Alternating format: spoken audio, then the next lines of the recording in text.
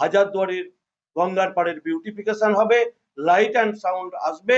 মুর্শিদাবাদে পর্যটন টানতে নয়া উদ্যোগ।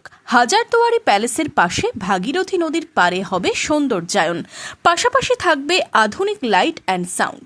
পর্যটন টানতে দ্রুত তা অনুমোদনের জন্য প্ল্যান তৈরি করে পাঠানো হবে কেন্দ্রীয় মন্ত্রীর কাছে। কয়েক মাসের মধ্যে বাজেট পাশ করিয়ে অক্টোবর থেকেই এই কাজের উদ্যোগ নেওয়া হচ্ছে। এতে একদিকে যেমন এলাকার আর্থসামাজিক উন্নয়ন ঘটবে, তেমনই কর্মসংস্থানও ঘটবে।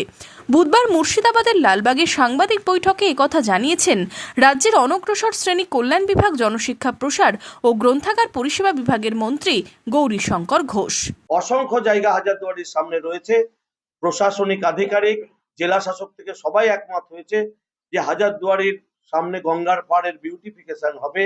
একেবারে যেভাবে দীঘায় বিউটিফিকেশন হয়েছে, আগামী 10 দিনের মধ্যে সেই প্ল্যান বানিয়ে কেন্দ্রীয় মন্ত্রীর কাছে পাঠিয়ে আমরা চাইছি আগস্ট সেপ্টেম্বরের মধ্যে বাজেট পাস করিয়ে আমরা অক্টোবরের পরে এই হাজারদুয়ারির সামনে গঙ্গার পাড় পুরোটা বিউটিফিকেশনের কাজ শুরু হবে।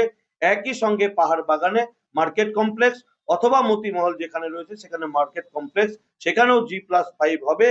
সেখানে মানুষের সব ধরনের সুবিধা, সেই মার্কেটে যতজন আজকে গঙ্গার পাড় দিয়ে দোকান করেছেন প্রত্যেককে সেখানে অগ্রাধিকারের ভিত্তিতে জায়গা দেওয়া হবে। একই সঙ্গে হাজারদুয়ারির গঙ্গার পাড়ের বিউটিফিকেশন হবে, লাইট অ্যান্ড সাউন্ড আসবে, যেন রাত পর্যন্ত পর্যটকরা গঙ্গার পাড়ে বসে উপভোগ করতে পারে।